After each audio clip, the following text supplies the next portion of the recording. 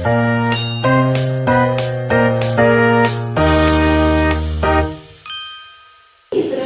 semuanya, selamat datang di video wawancara sederhana kami. Pada kesempatan kali ini, kita akan membahas topik yang sangat dekat dengan kehidupan mahasiswa, yaitu dampak sosial terhadap motivasi belajar. Bersama saya, Novia Fitriani, sudah ada narasumber. Silahkan Kak, diperkenalkan dirinya. Halo, nama saya Zahra, senang bisa berbagi pendapat di sini. Halo Kak Zahra, senang bisa berbicara dengan Kakak. Izinkan saya bertanya, menurut Kakak, media sosial itu lebih banyak memberikan dampak positif atau dampak negatif terhadap motivasi belajar mahasiswa? Oke, menurut saya dua-duanya ada. Media sosial bisa jadi sumber inspirasi kalau kita mengikuti konten edukatif. Tapi kalau dipakai berlebihan justru membuat kita terdistraksi dan membuat motivasi belajar bisa menurun. Kemudian menurut Kakak, bagaimana sih media sosial mempengaruhi fokus dan konsentrasi Kakak saat belajar? Jujur, media sosial sering mengganggu. Notifikasi yang muncul terus bikin fokus mudah hilang. Akhirnya, waktu belajar jadi lebih lama dan semangat belajar. Kemudian, apakah menurut Kakak Kakak pernah merasa motivasi Kakak meningkat karena konten di media sosial? Oke, pernah. Ada banyak konten produktivitas, tips belajar, atau sharing perjalanan mahasiswa lain.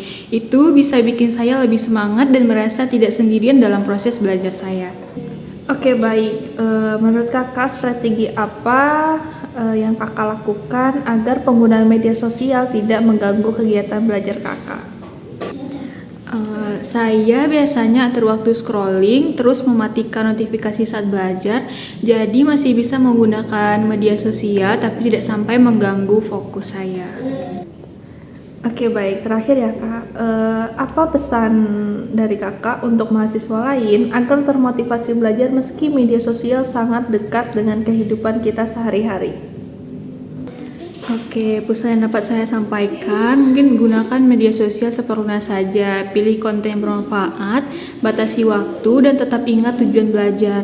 Kalau kita bisa mengontrol penggunaannya, media sosial malah bisa jadi sumber inspirasi bagi kita. Oke, baik. Dari kesimpulan wawancara ini, kita dapat disimpulkan bahwa media sosial memiliki dampak ganda terhadap motivasi belajar mahasiswa. Di satu sisi, media sosial dapat menjadi sumber inspirasi, menyediakan konten edukatif, tips belajar, serta cerita positif yang mampu meningkatkan semangat belajar. Namun, di sisi lain, penggunaan yang berlebihan dapat menyebabkan gangguan fokus, menurunkan konsentrasi, dan membuat mahasiswa kehilangan motivasi. Jadi, oleh karena itu, kuncinya adalah penggunaan media sosial lebih bijak.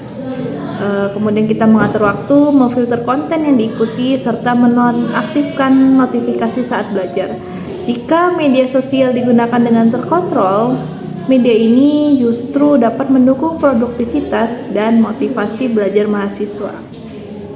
Terima kasih banyak atas waktunya Kak Zahra. Semoga pendapat hari ini bisa menjadi refleksi bagi kita semua untuk belajar lebih bijak menggunakan media sosial. Sampai jumpa di video berikutnya.